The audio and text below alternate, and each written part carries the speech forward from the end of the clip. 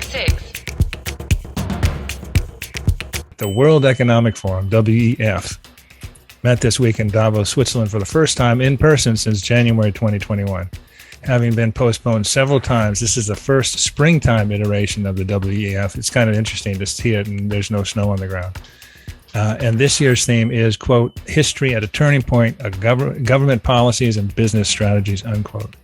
Despite the WEF's chief economist's very, very gloomy outlook report that forecasts lower economic activity, higher inflation, lower real wages, and greater food insecurity globally in 2022, and pointed to the devastating human consequences of the fragmentation of the global economy.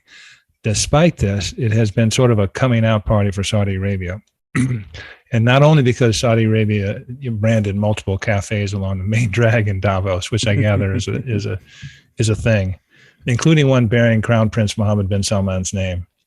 WEF President Borg Brenda praised the strong delegation from Saudi Arabia featuring 7 ministers, including the foreign minister, finance minister, economy and planning minister, minister of investment, minister of communications and information technology, and the assistant minister for tourism. Davos maven and mainstay George Soros suggested that China and Russia represent the greatest threat to open society, and that while just a few years ago he would have put Saudi Arabia in that group, he now believes the kingdom's transformation could tilt the divide the other way. The WEF also recognized Saudi Arabia in its latest Travel and Tourism Development Index, which ranks Saudi Arabia 34th among more than 100 countries for development, sustainability, and resiliency in industry, a 10-mark jump from pre-pandemic levels. As we have discussed on this show, Saudi Arabia takes these types of reputable annual or biannual global rating reports quite seriously, and this will make them very happy. In our world, the United States, coverage and discussion of Saudi Arabia mostly consists of hammering the kingdom on human rights, Yemen, Jamal Khashoggi, and not doing what we want in oil production.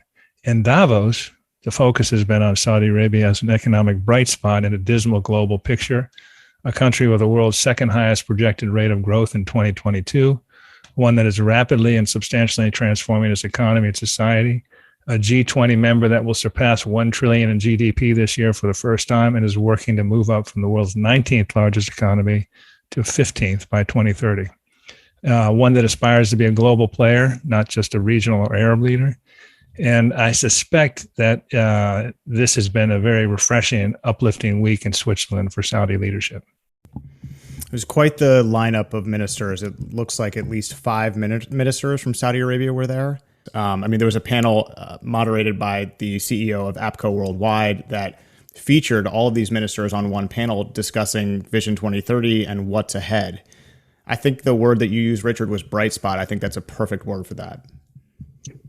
Yeah, there's not a lot of happy stories right now in the globe, and Saudi Arabia, for a number of reasons, has caught the wave, such as it is, and I think it's feeling very confident. And it's interesting when you watch that video of that panel that you just referenced.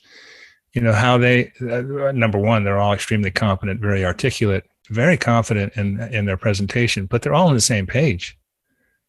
I don't know it's because they drank the Kool-Aid. Everybody needs to be on the same page if you're representing a government. But, they're talking about Vision 2030, which they know inside out. They've all deeply committed and invested. I just think it's just interesting to watch Saudi Arabia as it gains confidence. And it's being reinforced and reaffirmed right now, obviously, because the commodity super cycle and the revenues are huge.